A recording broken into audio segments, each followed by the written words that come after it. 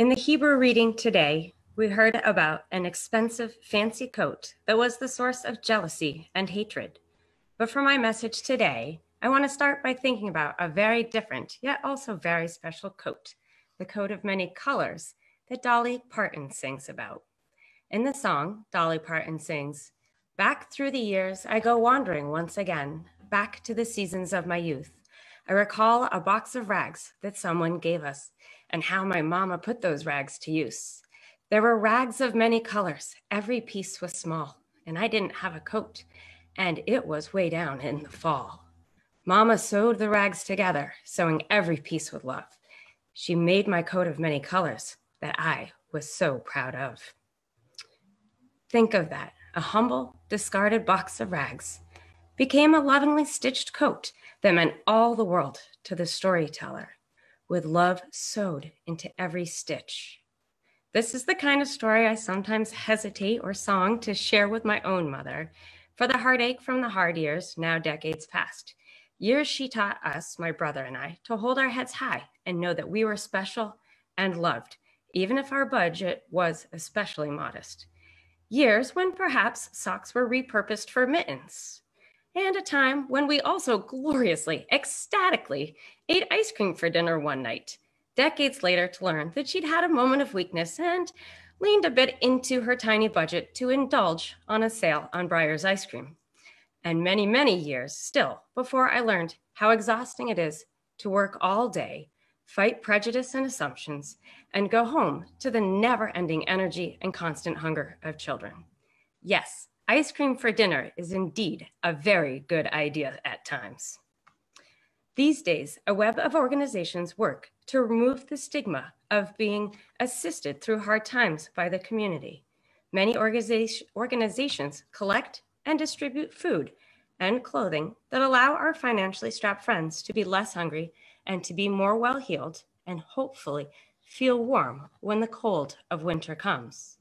This church community is a vital part of the local web. Web, however, is all too real of a descriptor in some ways.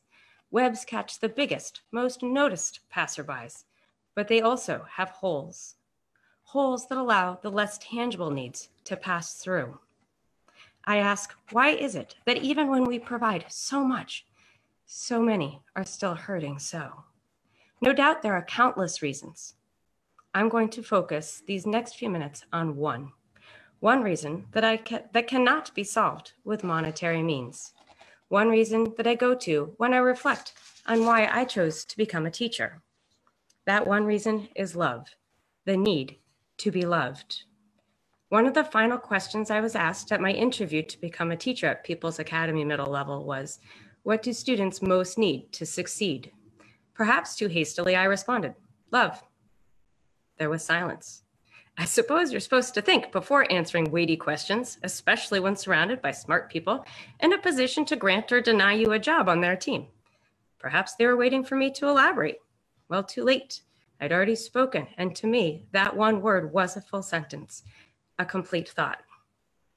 My heart, my life experience, all the training I've been given, and most especially each child, each human with whom I've worked and cared for, has resoundingly taught me that being heard and seen was of far greater value than any word any person could say. That being able to truly believe someone was looking out for them when they had needed reassurance was the reassurance they needed. That knowing someone simply cared was what had supported them when the ice was too thin or the kitchen too hot. What other way is there to describe taking care of another human's greatest needs than love? Agape love, the highest form of love in the Bible, charitable love. But how can we share our love for all humanity when we cannot even hug our loved ones? When we cannot be present in the schools as guests and substitutes or even game-side fans? How do we show our support for our community when the fairs, parades, and memorial services are delayed, postponed, or even canceled? When we dare not speak of leadership or concern for our country with our neighbors for fear of how polarized our society has become? How can we continue to give to our community? Can we offer support to the Scouts of America, Girl Scouts, Breakfast on Us, church fundraisers? For sure. Can we also pick up a pen and write an actual letter? Did you know that there was a study done several years back that had amazing results simply by sending some postcards? Some wise person at a medical clinic decided they should periodically send postcards to some of their most socially isolated patients. Perhaps one postcard a week or so after the patient had visited, perhaps another with a birthday greeting. That simple act of sending a follow-up postcard and later a birthday card substantially increased patient happiness, and the study found was strongly correlated with healthier outcomes for those patients as compared to the patients who did not receive this small token of being remembered, being thought about, and being cared about. A simple postcard. How else can we try to get creative and try to connect with the people in our community? Can we pull up a chair in the front yard of the church, maybe with a blanket or two on a morning like this, and a friend, and read or chit chat and simply greet passersby? How about involving the children so people see this church community isn't just surviving, but growing into the future? Show passersby that we aren't all dresses and ties and right or wrong, but fun and friendly. Perhaps bring the grandchildren down to play hopscotch or write inspirational things on the chalk, in chalk on the sidewalk. Not a full mission, just random acts of kindness and fun. Life. Dolly Parton sings about how proud she is of her rags turned coat because her mother made it specially for her with love in every stitch. Our youth, on the other hand, are in a mental health crisis, cooped up in their rooms on their personal electronic devices, isolated. The pandemic did not create this situation, but it certainly brought it to the forefront of minds of people beyond child psychologists and health teachers. When I wonder what we can do to help, and if there is a form of help that will work, I think of Linda Ronstadt singing, "Love will abide, take things in stride." Yes, let's make sure love does abide. But I worry that the song's next line is where so many others are living right now. Love will abide, but there's no one at my side. Love will abide, but there's no one at my side. And the song continues, caught in my fears, blinking back the tears. I can't say you hurt me when you were never near. And I never drew one response from you. Who are we not seeing when we're busily going through our days? Who are we not hearing when the voices in our own heads distract us with our own worries and daily concerns? Nothing is more lonely than knowing love is all around, but unfelt. Nothing more desperate than knowing an essential need isn't being met, while others appear to have so much. And so our youth, and so many more, are hearing the subsequent line, wait for the day when you'll go away, warned of the price I'd have to pay. And in this lonely time, surrounded by artificial images of inflated wealth, exaggerated happiness, and artificially created beauty, our human nature fails to be strong and chooses to quietly remove itself from society, or worse, from life. As we heard in 1 John this morning, we must love each other.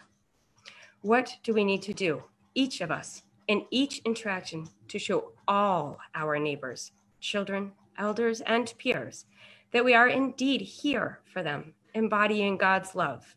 How can we include the lonely or the isolated when we go about our days doing simple yet great deeds? And what do we need to do to share love and kindness with ourselves so that we will have the loving strength to keep on keeping on, to keep giving love? When we seek to make others feel our love, are we also remembering to include ourselves? The Gospel of Matthew reminds us to love our neighbor as we love ourselves. What must we do to learn to love ourselves? And what can we do to share that love with each other, with all our neighbors? Let's not let another day go by without outwardly showing God's love. It won't always be returned or even welcomed. Jesus understands very thoroughly, like wearing a crown of thorns. But our rewards are not for this moment, not for this world. Rather, our gifts are for giving strength to others, for teaching others that they are deserving of love, of patience, of acceptance. Our gifts are not for us, but for us to share with others. So when we are looking at a pot of potato peels and adding rocks to make soup, or turning the other cheek to rise above hateful ways, or being given scraps of cloth that have been turned into face masks, let's remember the cloak of rainbow colors that was made from rags and stood the test of time because love was sewn into every stitch. Our gifts, humble and perfect, are enough. Hallelujah for that, and thanks be to God.